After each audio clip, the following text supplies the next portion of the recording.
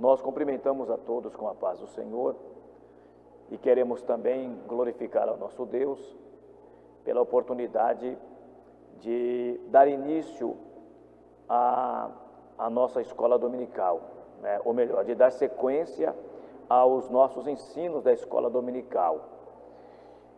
Como nós sabemos, todos estão inteirados de que nós estamos impossibilitados de estar reunidos no templo, todos os domingos pela manhã, como é o nosso costume, aprendendo na escola dominical.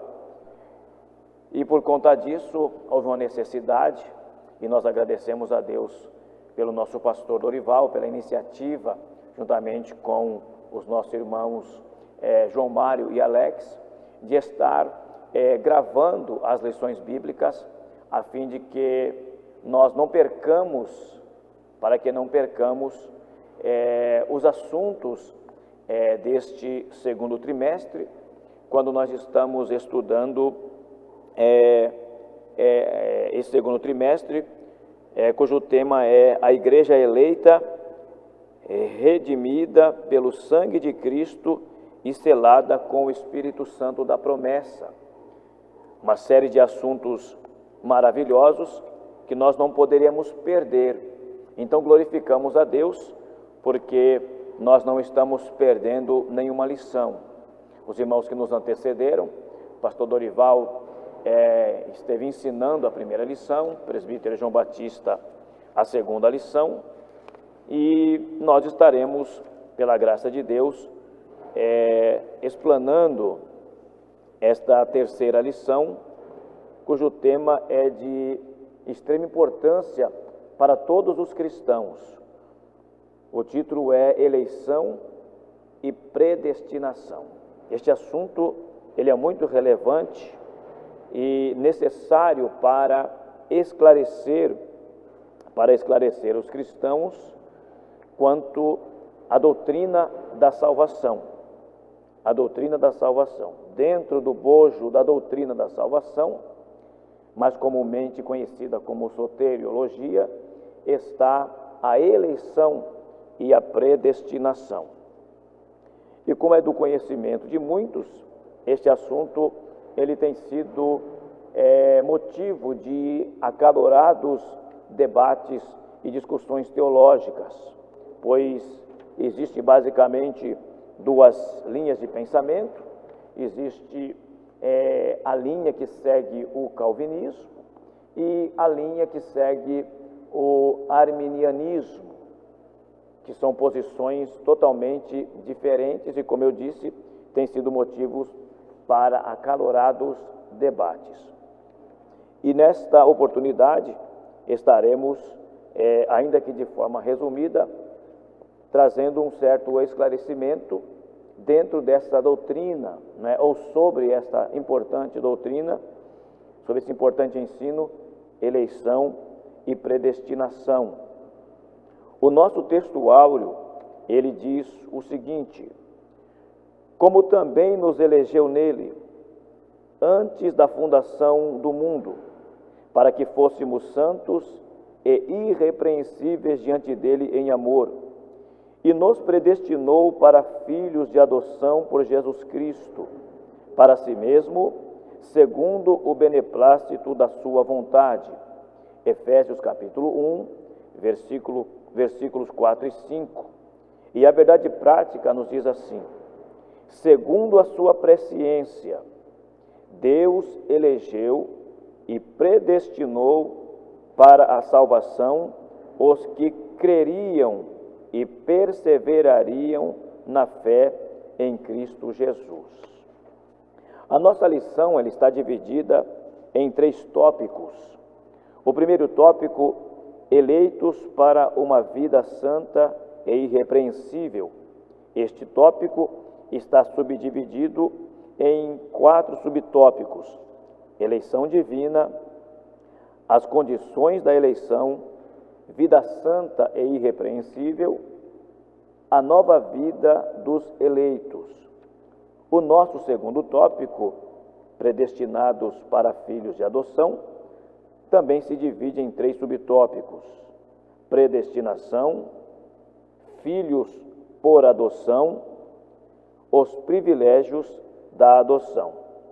E por fim, o nosso terceiro tópico, a sublimidade do propósito divino na predestinação, que por sua vez também está subdividido, porém em dois subtópicos: predestinação e salvação e predestinação e amor. O nosso primeiro tópico, eleitos para uma vida santa. E o comentarista, ele vai nos apresentar, na verdade, é Paulo, que no capítulo 1, versículo 4 do nosso texto, que dá base para este comentário, divide em três aspectos essa escolha. Então, essa escolha, ou melhor, é nos apresentada em três aspectos. O primeiro aspecto dessa escolha, lembrando que eleição é o mesmo que escolha, tá certo? Eleição é o mesmo que escolha. Então, essa escolha, ou esta eleição, ela nos é apresentada por Paulo em três aspectos. O primeiro aspecto, em quem fomos escolhidos. É o primeiro aspecto dessa escolha. Em quem fomos escolhidos? Fomos escolhidos em Jesus. Não é o que diz o versículo 4 do capítulo 1 de Efésios? Como também nos elegeu nele. Ou seja, fomos escolhidos ou fomos eleitos em Jesus. Logo, a nossa eleição, ela é cristocêntrica. Ela é cristocêntrica. O segundo aspecto dessa eleição é em que tempo se deu essa escolha. O tempo é dito como antes da fundação do mundo, ou seja, antes que os fundamentos da terra fossem lançados, antes que Deus criasse os céus e a terra e tudo quanto existe, ou seja, quando não existia nada, exceto Deus, então se deu essa escolha. Então a nossa escolha, a nossa eleição, ela se deu antes da fundação do mundo. Como diz o nosso texto áureo, segundo a sua presciência. Lembrando que presciência é um atributo incomunicável porque só Deus possui. É um atributo incomunicável de Deus, pelo qual o Senhor é capaz de saber tudo de antemão. Então Deus, na sua presciência, Ele então já nos escolheu, já havia nos escolhido antes da fundação do mundo. Um terceiro aspecto desta eleição ou escolha é qual a finalidade ou o propósito, ou com que finalidade o Senhor nos escolheu, com que finalidade o Senhor nos elegeu em Cristo, com que finalidade o Senhor nos escolheu antes de todos os séculos, com a finalidade de que fôssemos santos e irrepreensíveis. Ou seja, Deus nos escolheu em Cristo Jesus, nos escolheu antes da fundação do mundo, nos séculos anteriores, e também nos escolheu com a finalidade de sermos santos e irrepreensíveis. Glória a Deus. Então, o propósito desta eleição é para que fôssemos santos e irrepreensíveis. O comentarista da nossa lição, ele vai destacar alguns comentários de Donald C. Stamps, que é o comentarista da Bíblia de Estudo Pentecostal.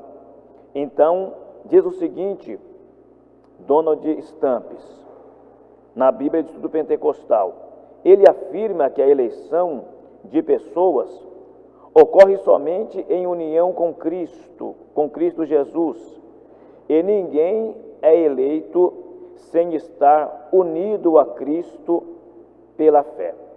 Por sua vez, a nossa declaração de fé também das Assembleias de Deus assevera que Deus elegeu a igreja desde a eternidade, antes da fundação do mundo, segundo a sua presciência. Glória a Deus.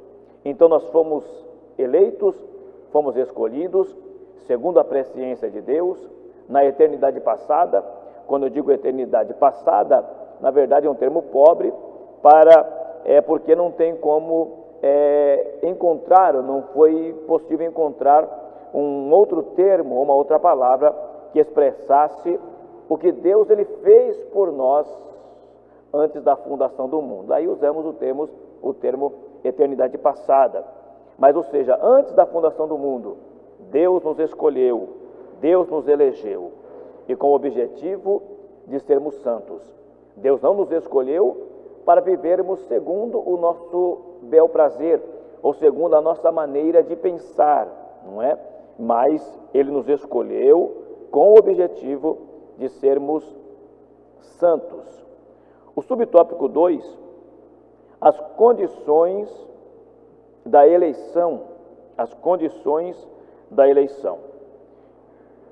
O comentarista ainda usa a Bíblia de Estudo Pentecostal, dizendo que a Bíblia nos ensina que a eleição para a salvação em Cristo é oferecida a todos.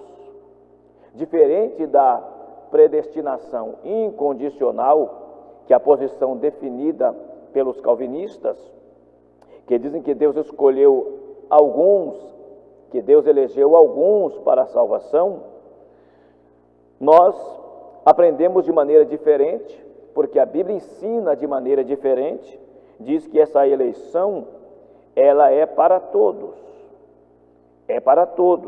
baseado na própria palavra do Senhor, com textos como João 3,16, que nos diz que Deus amou o mundo de tal maneira, não diz que Deus amou uma parcela do mundo, diz que Deus amou o mundo de tal maneira que deu seu Filho unigênito para que todo aquele que nele crê não pereça, mas tenha vida eterna. Mas também Paulo, ele escrevendo a Timóteo, na primeira carta, capítulo 2, versículos 4 a 6, ele vai orientar os crentes a orarem pelas autoridades, pelos reis, por todos aqueles que estão em eminência, para que tenhamos uma vida quieta e sossegada. E ele vai concluir dizendo que isto é bom e agradável diante do Senhor nosso Deus, que quer que todos os homens se salvem. Logo, as condições da eleição apontam para um chamamento coletivo, para uma eleição coletiva. Deus ele chama a todos está a salvação à disposição. Então a salvação está à disposição de todos. Entretanto, esse meio não é meritório e ninguém pode cumpri-lo sem a graça de Deus.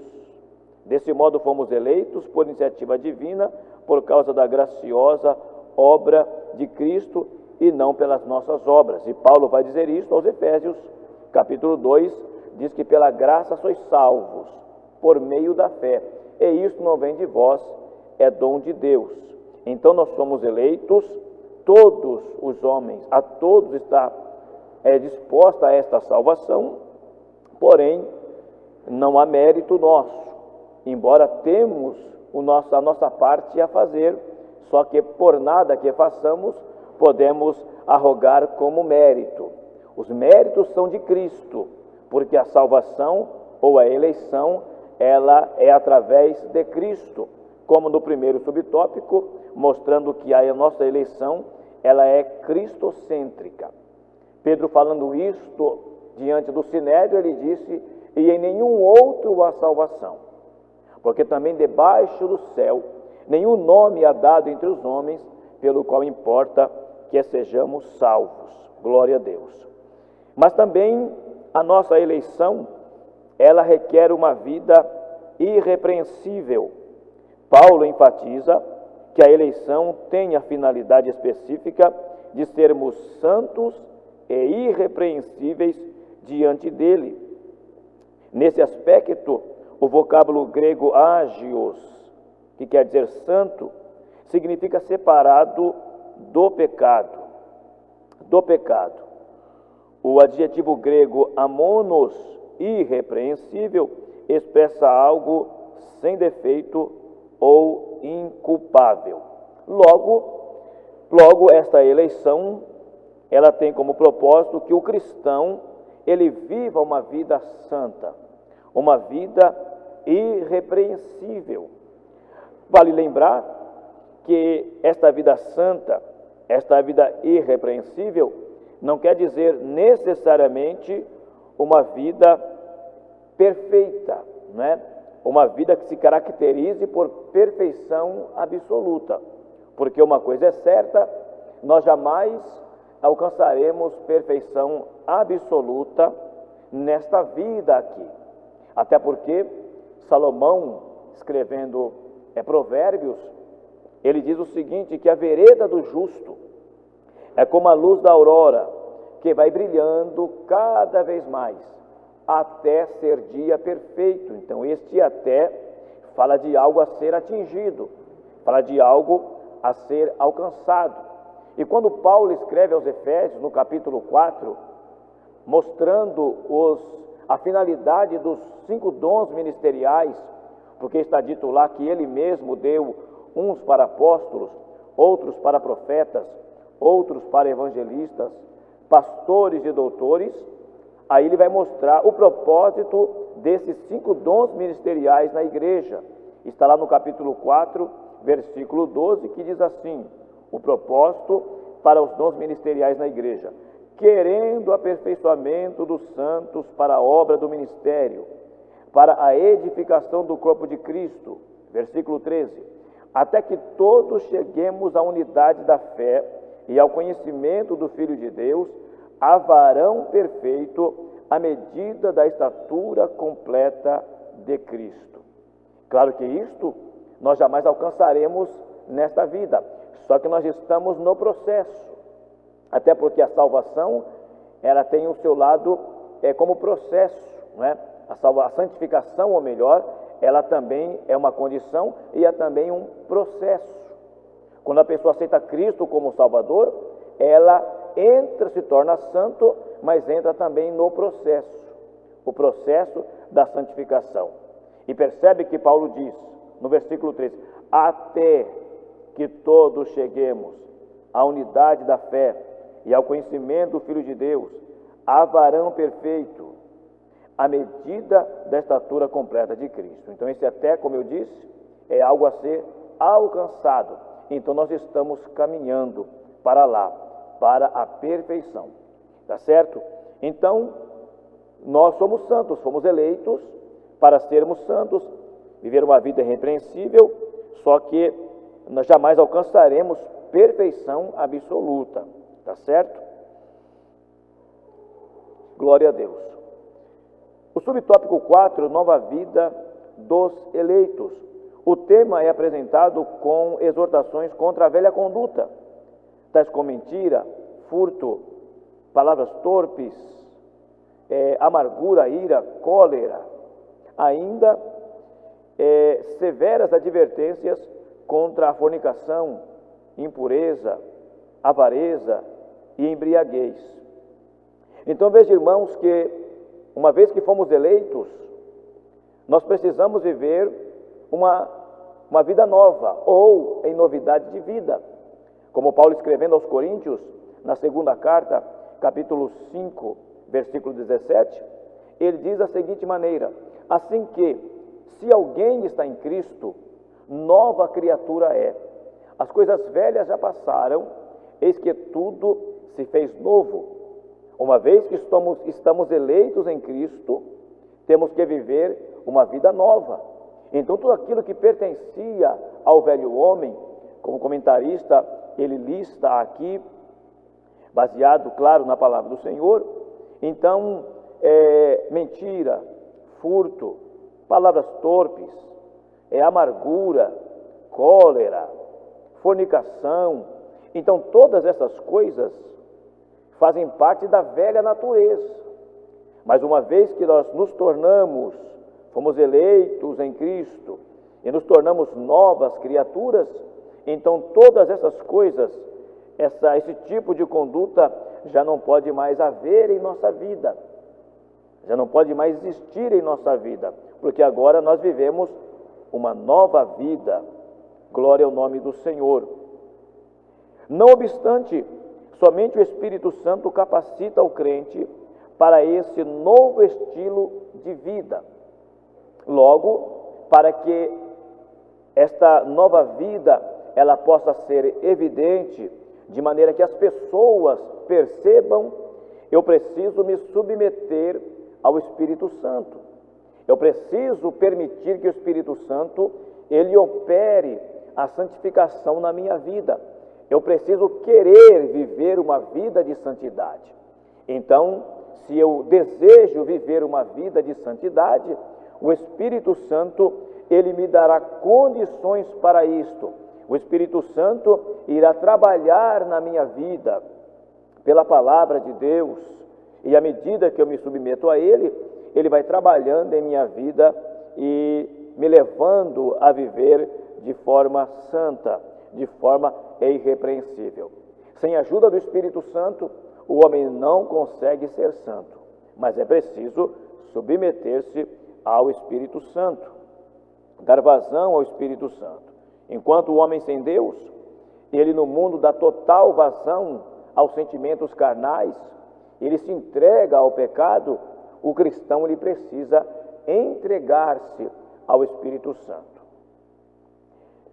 Segundo tópico, predestinados para filhos de adoção. É o que diz o versículo 5 do capítulo 1 de Efésios. E nos predestinou para filhos de adoção por Jesus Cristo, para si mesmo, segundo o beneplácito da sua vontade. Então nós fomos predestinados para filhos. Para filhos. O termo definindo aqui a palavra predestinar ou predestinação, o termo grego prorizo, traduzido como predestinar, é formado pelo vocábulo orizo, que significa determinar, e pela preposição pro, que indica algo feito antes. Ou seja, predestinar significa literalmente determinar antes. Glória a Deus. Então, nós fomos, a igreja, o cristão, foi predestinado ou foi destinado, não é? Antes da fundação do mundo. Essa predestinação ocorreu antes da fundação do mundo. Que a eleição é a escolha feita por Deus em Cristo de um povo para si mesmo. E que a predestinação abrange o que acontecerá ao povo escolhido. Então, na eleição nós somos escolhidos. E na predestinação abrange o que acontecerá ao povo escolhido. Por conseguinte, a nossa declaração de fé ensina que a predestinação dos salvos é precedida pelo conhecimento prévio de Deus, ou seja, pela presciência, pelo conhecimento prévio de Deus daqueles que diante do chamado do Evangelho recebem a Cristo como seu Salvador pessoal e perseveram até o fim. Logo, foi a vontade de Deus reconciliar os pecadores e torná-los seus filhos. Então nós fomos predestinados para filhos. Agora, só entra nessa predestinação aqueles que recebem a Cristo como seu Salvador pessoal e perseveram até o fim. E perseveram até o fim. Subtópico 2, filhos por adoção. Essa expressão, filho por adoção, ela é essencialmente paulina, porque a palavra adoção nós vamos encontrar somente nos escritos de Paulo, tá certo? Você não vai encontrar os outros escritores usando essa expressão adoção. Então, adoção é um termo paulino. E esta adoção descreve o fato de Deus receber como filho alguém que legal e espiritualmente não goza do direito de tê-lo como pai. Ou seja, os homens que não servem a Cristo, eles são filhos de Deus por criação, só que não desfrutam dos mesmos direitos e privilégios que aquele que recebe a Cristo como Senhor e Salvador, tá certo? Não tem os direitos, não tem o poder de ser feito filho de Deus por adoção. João, no capítulo 1, falando a respeito do Verbo, da encarnação do Verbo, vai dizer que Jesus ele veio para o que era seus, e os seus não receberam, mas a todos quantos o receberam, deu-lhes o poder. E é interessante essa expressão, deu-lhes o poder ou o direito de serem feitos filhos de Deus. Então nos tornamos filhos de Deus por adoção a partir do momento que nós recebemos a Ele. Deus nos predestinou para filhos de adoção, mas o homem só torna filho de adoção ou por adoção quando ele recebe a Cristo como Salvador. Uma vez sendo filho, então nós passamos a desfrutar das bênçãos, não é? Passamos a desfrutar dos direitos de filho. Na sociedade romana, quando alguém era adotado, então ele recebia todos os direitos, os mesmos direitos do filho legítimo. Então não havia distinção. Então o adotado recebia os mesmos direitos do filho legítimo. Então tudo aquilo que o filho legítimo viesse a herdar após a morte do pai, o filho adotado ele receberia também. Glória a Deus. Então da mesma forma também nós recebemos todos os direitos reservado a nós já desde a eternidade. Glória a Deus por isso. E quais são esses direitos? Nome escrito no livro da vida, um novo nome, o selo do Espírito Santo, o batismo com o Espírito Santo, o nome escrito no livro da vida, enfim, são inúmeras as bênçãos, dons espirituais. E aí segue as inúmeras bênçãos que nós temos por direito, uma vez que nós fomos adotados pelo Senhor e fazemos parte da família do nosso Deus. Então, como filhos, nós desfrutamos de todos os direitos. E é interessante que às vezes nós nos esquecemos desses direitos.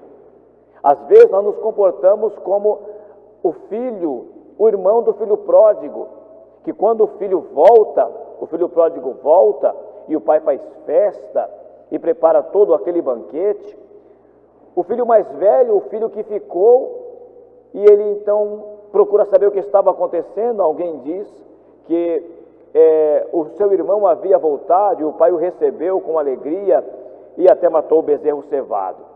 Aquele menino fica do lado de fora, se recusa a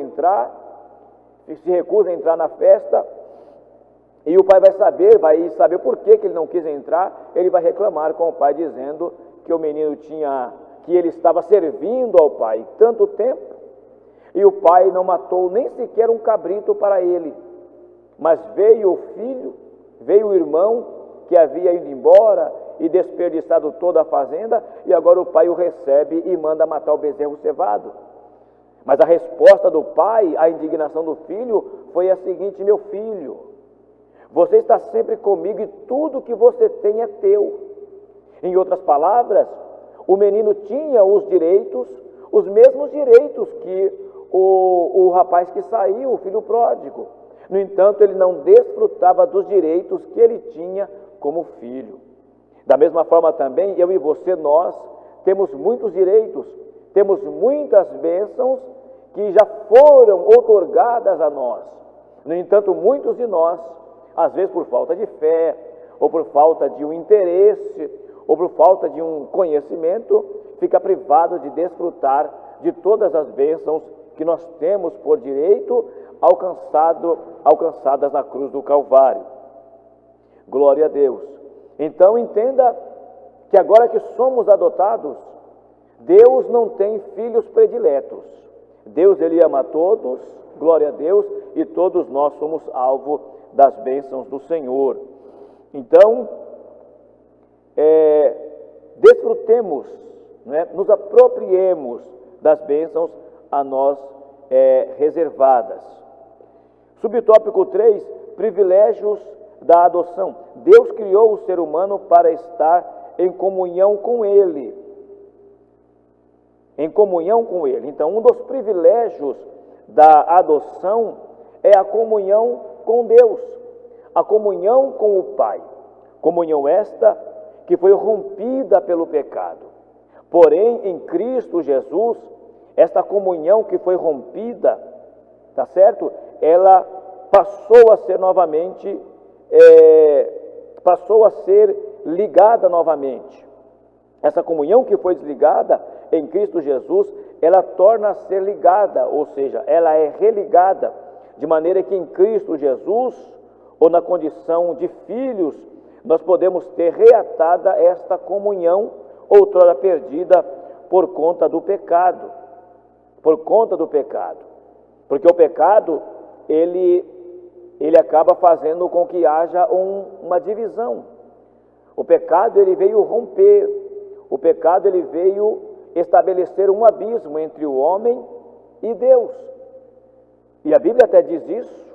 Isaías, ele diz que as mãos do Senhor não estão encolhidas para que não possa salvar, e nem os seus ouvidos agravados para não poder ouvir, mas as vossas iniquidades fazem separação entre vós e o vosso Deus, não é? E as vossas iniquidades impedem de Ele nos ouvir. Então, o pecado veio romper, o pecado veio estabelecer um abismo entre o homem e Deus. Mas em Cristo Jesus, através da adoção, entre os muitos privilégios, nós temos a comunhão restabelecida. Comunhão esta que fala de intimidade,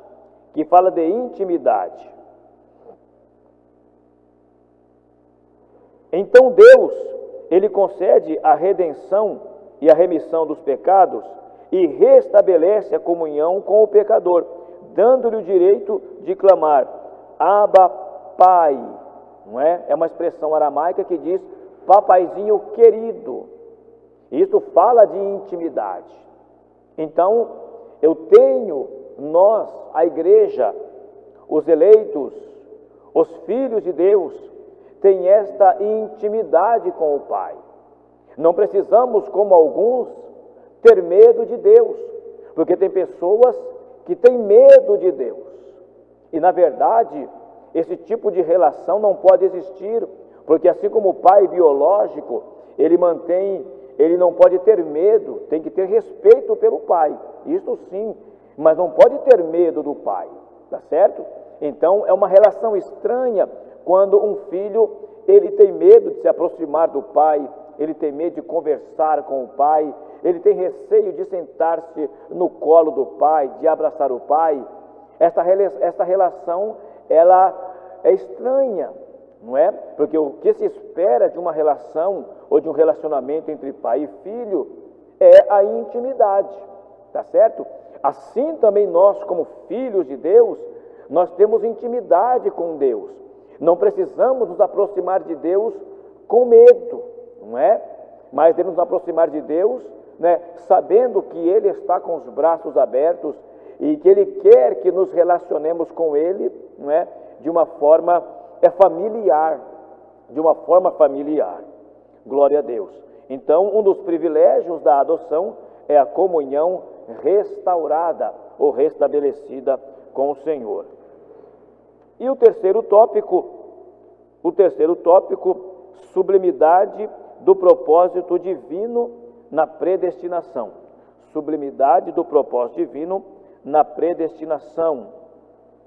A excelência da predestinação está na provisão das bênçãos espirituais aos eleitos pela vontade divina em Cristo e por seu incalculável amor. Predestinação e salvação.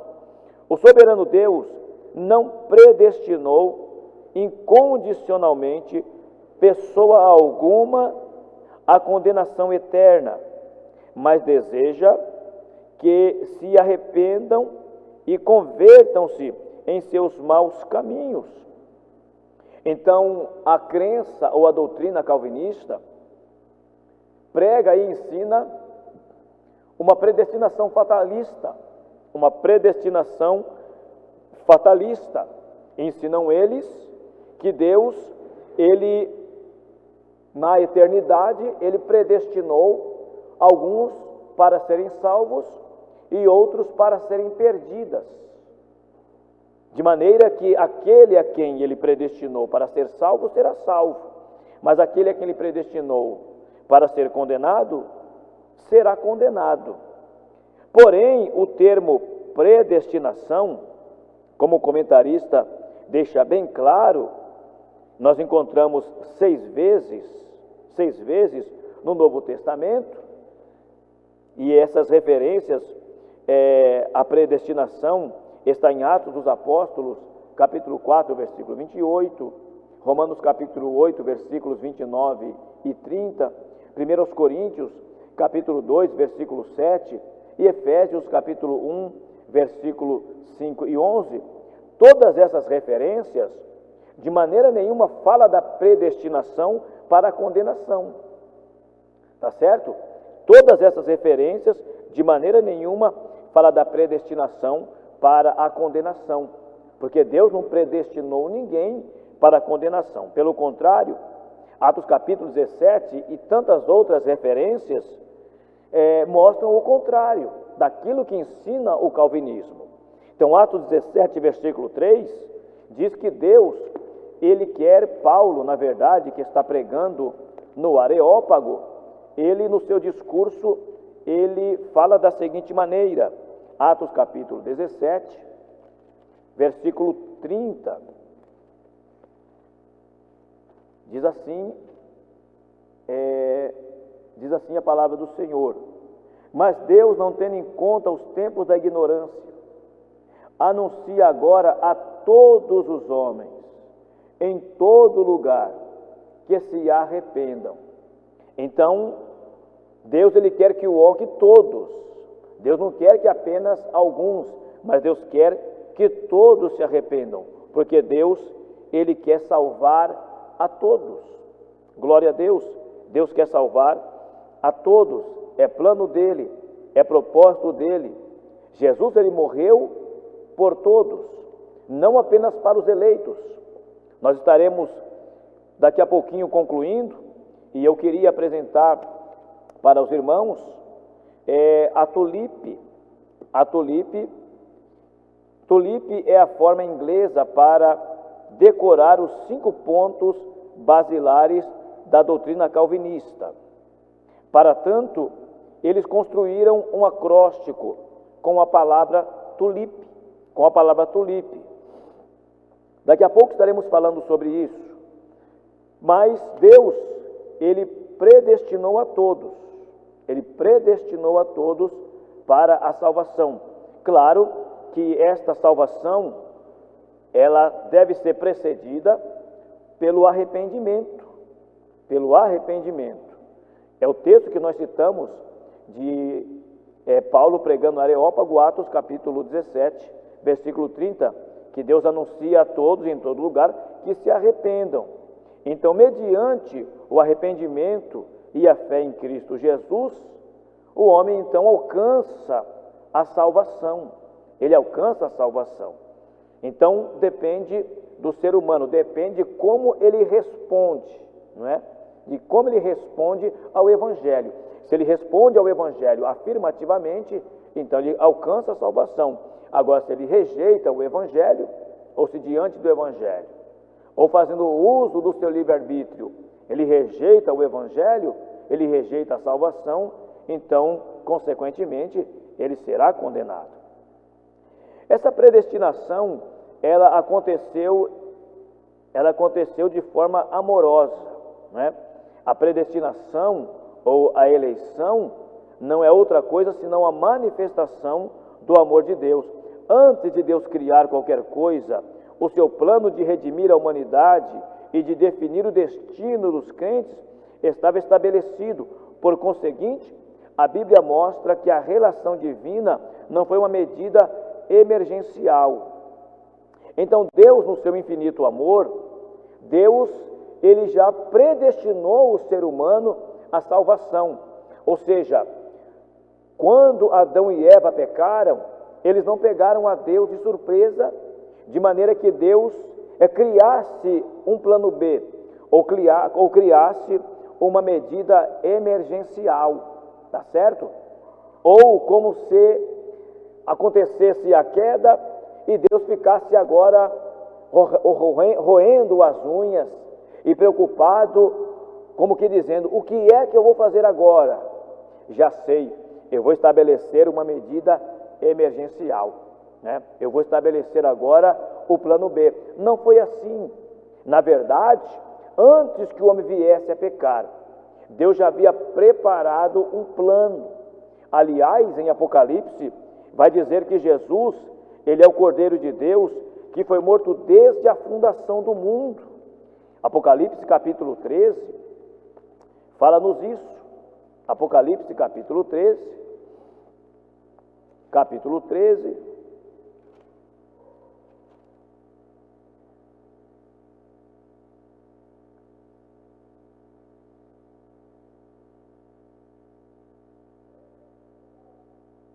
deixa eu encontrar o versículo aqui, versículo de número 8, Apocalipse capítulo 13, versículo 8 diz assim: e adoraram-no todos os habitantes da terra, esses cujos nomes não estão escritos no livro da vida do Cordeiro, que foi morto desde a fundação do mundo.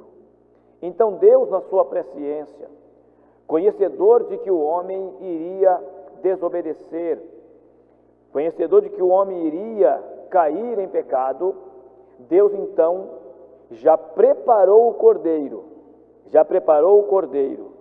desde a fundação do mundo.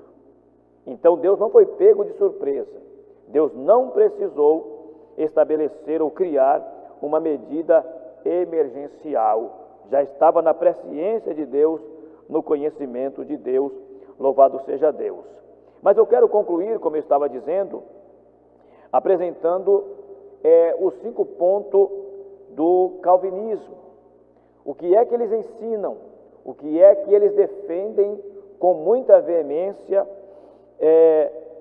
Aquilo que eles entendem como predestinação absoluta.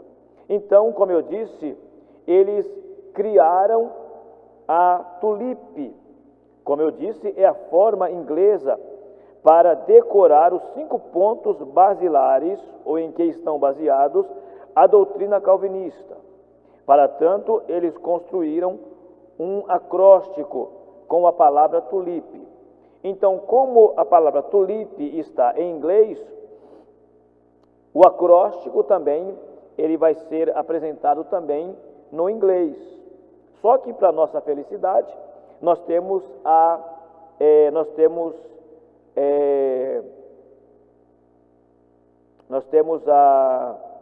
a definição ou a tradução do inglês para o português.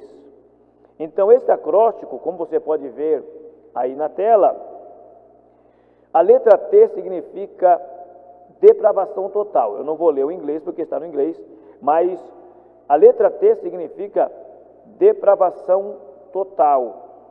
Com isso dizem que o homem não existe, ou que no homem não existe absolutamente nada bem. Então, é o primeiro ponto da tulipe, que o homem, ele caiu na depravação total e não existe absolutamente nele nada de bom.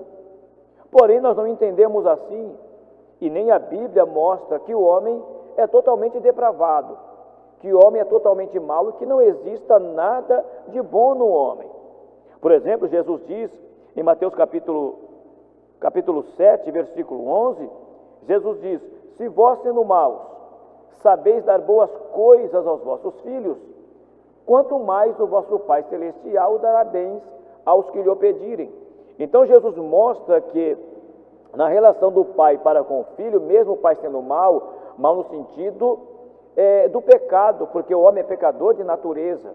Então o que faz do homem mau é o pecado, mas o pecado, contudo, não faz do homem totalmente mau, não é totalmente depravado. Há algo de bom no homem, e Jesus diz isto, que se vós, sendo maus, sabeis dar boas coisas aos vossos filhos, olha aí, então o homem sabe dar boas coisas, então revela um lado bom no homem, não é? De dar ao filho coisas boas.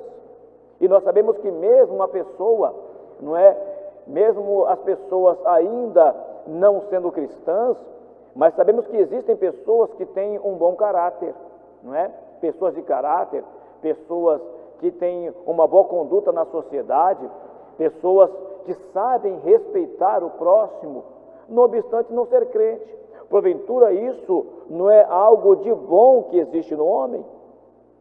Mas a tulipa, no primeiro ponto da tulipa, o homem diz que o homem é totalmente depravado, não há nada de bom no homem. O segundo ponto da tulipa é a predestinação incondicional, ou seja, para João Calvino, Deus, em sua soberania, determinou de antemão tanto os que seriam salvos como os que seriam condenados. Ou seja, é como se Deus, ele carimbasse, não é? É como se Deus, na eternidade, ele carimbasse um número X para serem salvos. Um número X para serem salvos. De maneira que esses que foram carimbados, não é? Eles serão salvos. De qualquer maneira, eles serão salvos. Eles serão salvos. E aqueles que estão condenados, né, que Deus carimbou para serem condenados, não há nada que eles possam fazer para mudar essa sentença. Eles se perderão para sempre. Mesmo que venham à igreja, não é? Mesmo que venham à igreja, faça parte de algum órgão da igreja, né, galguem algum cargo na igreja, fique na igreja por um tempo, mas se ele não está predestinado à salvação, cedo ou tarde ele vai se desviar, ele vai se perder e não há nada que ele possa fazer para revogar essa sentença. A isso eles chamam de predestinação incondicional ou predestinação fatalista. Não há nada que possam fazer para impedir o seu destino. O terceiro ponto da tulipe é a expiação limitada. Ou seja, eles ensinam com isto que Cristo não morreu por todos, mas apenas pelos eleitos. Cristo morreu apenas pelos eleitos, mas não é verdade. Cristo, ele morreu por todos. Olha o que Paulo diz escrevendo aos Romanos, capítulo 8, versículo de número 32. Romanos capítulo 8, versículo 32. Diz assim: aquele que nem mesmo a seu próprio filho poupou, antes o entregou por todos nós, como não nos dará também com ele todas as coisas?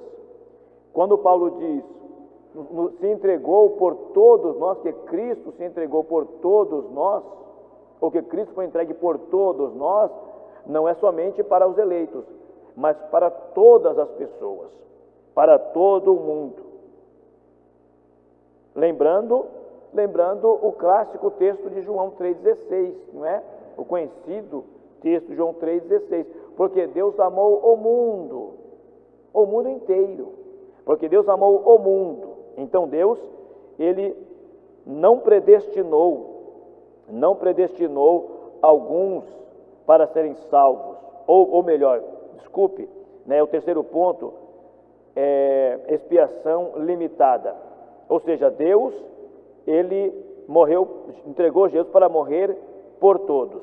Logo, a expiação, ela é ilimitada, não é limitada. Ou seja, Jesus não morreu por alguns, mas por todos. E o quarto ponto da tulipe é a graça irresistível. Ensinam que uma vez que a pessoa foi eleita, esta será salva mesmo contra a sua vontade. Ou seja, se ela está carimbada, se ela está escolhida, se ela está predestinada a ser salvo, então essa pessoa, ela não irá resistir à graça de Deus, É a graça irresistível. É como se Deus amarrasse a pessoa, tá certo? E puxasse a pessoa, e a pessoa se debatesse de todas as formas, mas não conseguisse se soltar.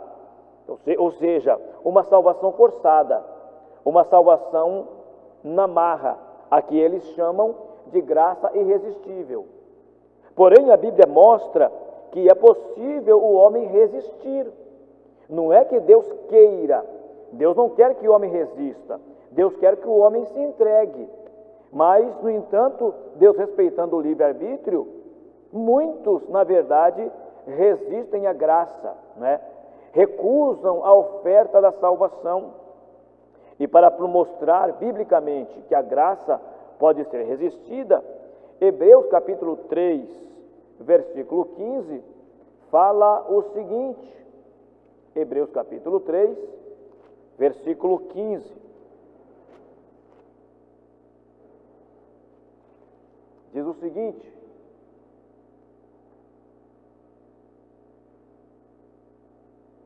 versículo 12, ou melhor, 12 e 13. Vede, irmãos, que nunca haja em qualquer de vós um coração mau e infiel, para se apartar do Deus vivo.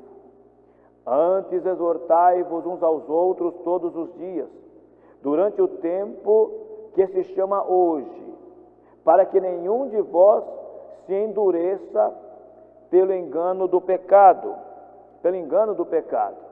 Continuando. Porque nos tornamos participantes de Cristo, se retivermos firmemente o princípio da nossa confiança até ao fim. Versículo 15.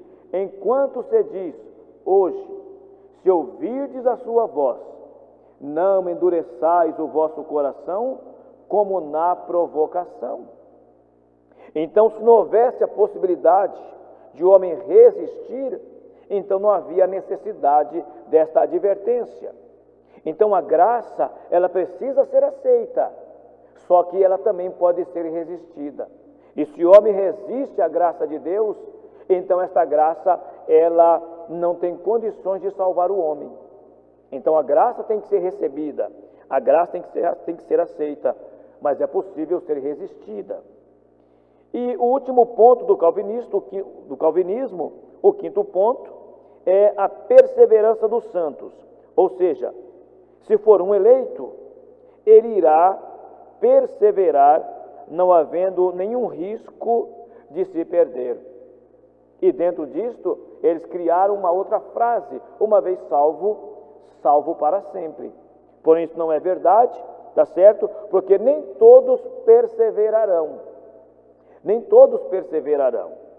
Aí Jesus, então, sabendo disso, ele adverte em Mateus capítulo 24, versículo 13, dizendo o seguinte: mas aquele que perseverar até o fim será salvo. Então não existe isto de que os santos, eles vão perseverar. Deus quer que todos perseverem, claro, isso não resta dúvida. Isso é incontestável. Deus quer, é vontade de Deus que o homem persevere. Porque não adianta a pessoa entrar no Evangelho, ela precisa perseverar no Evangelho. É isso que Deus quer. Mas acontece que da forma que a tulipa, a Tulipe apresenta este ponto, falando da perseverança dos santos. Ele diz que os homens vão perseverar, os eleitos, eles vão perseverar, e que a salvação está garantida, e que uma vez salvo, salvo para sempre. Então, irmãos, que Deus nos abençoe. Ainda que de forma resumida, nós temos aqui um esclarecimento desse importante tema, eleição e predestinação. Então, alguém pode perguntar: então, uma vez que eu sou eleito, então não há risco de eu me perder? Nós já mostramos já que há o risco de se perder, tá certo? No entanto, nós precisamos perseverar. Paulo, escrevendo aos Coríntios, diz: aquele que está de pé, olhe, não caia. Então eu tenho que me esforçar, eu tenho que perseverar, até porque, concluindo, a salvação, ela tem os dois lados. A salvação, ela tem um lado divino e ela tem um lado humano. Então, João 3,16, não é?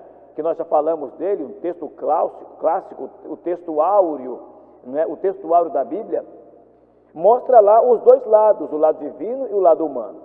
Então o texto diz: porque Deus amou o mundo de tal maneira que deu o seu Filho unigênito. Aí está o lado divino da salvação, não é? Aí está a parte de Deus. Deus, ele deu o seu Filho, porque Deus amou o mundo de tal maneira que deu o seu Filho unigênito. Agora a segunda parte, que mostra o lado humano, para que todo aquele que nele crê não pereça, mas tenha a vida eterna. Então a salvação, ela se processa, ou ela se consuma quando o homem crer. Ou seja, Deus, ele ama as pessoas.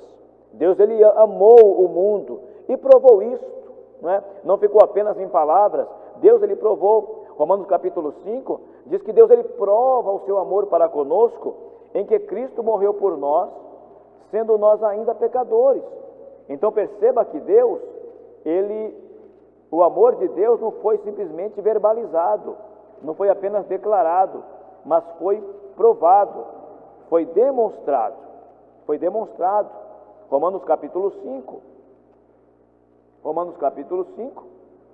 versículo 8 diz: mas Deus prova o seu amor para conosco, em que Cristo morreu por nós, sendo nós ainda pecadores.